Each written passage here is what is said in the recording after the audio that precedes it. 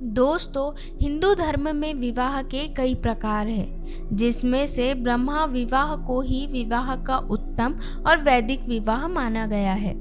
पुराणों में शिव सती और पार्वती विवाह, राम सीता का विवाह, रुक्मणी और कृष्ण विवाह, तुलसी विवाह और गणेश जी के विवाह के साथ ही विष्णु लक्ष्मी विवाह का भी रोचक प्रसंग सुनने को मिलता है। आइए जानते हैं दोनों के विवाह की कहानी। ऋषि भृगु की पुत्री माता लक्ष्मी थी। उनकी माता का नाम ख्याति था। राजा दक्ष के भाई भृगु थे।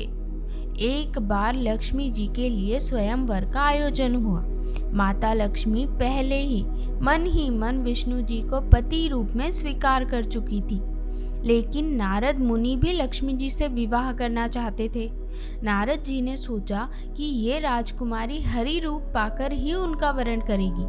तब नारद जी विष्णु भगवान के पास हरि के समान सुंदर रूप मांगने पहुंच गए। विष्णु भगवान ने नारद की इच्छा के अनुसार उन्हें हरि रूप दे दिया। हरि रूप लेकर जब नारद राजकुमारी के स्वयंवर में पहुंचे तो उन्हें विश्वास था कि राजकुमारी उन्हें ही वरमाला पहनाएगी, लेकिन ऐसा नहीं हुआ। राजकुमारी ने नारद को छोड़कर भगवान विष्णु के गले में वरमाला डाल दी। नारद जी वहां से उदास होकर लौट रहे थे तो रास्ते में एक जलाशय में उन्होंने अपना चेहरा देखा। अपने चेहरे को देखकर नारद हैरान रह गए, क्योंकि उनका चेहरा बंदर जैसा लग रहा था। हरि का एक अर्थ विष्णु होता है और एक वानर होता है। भगवान विष्णु ने नारद को वानर रूप दे दिया था। नारद समझ गए कि भगवान विष्णु ने उनके साथ छल किया। उनको भगवान पर बड़ा क्रोध आया।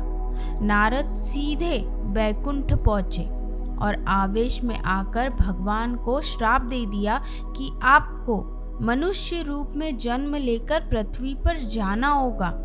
जिस तरह मुझे स्त्री का वियोग सहना पड़ा है, उसी प्रकार आपको भी वियोग सहना पड़ेगा। इसलिए राम और सीता के रूप में जन्म लेकर विष्णु और देवी लक्ष्मी को वियोग सहना पड़ा।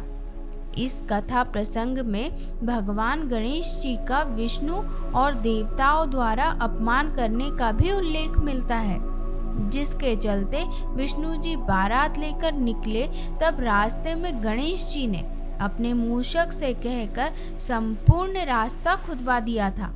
बाद में गणेश जी को मनाया और उनकी पूजा की गई थी, तब बारात आगे बढ़ सकी थी। दोस्तों, आपको ये कहानी कैसी लगी कमेंट करके ज़रूर बताएं। धन्यवाद।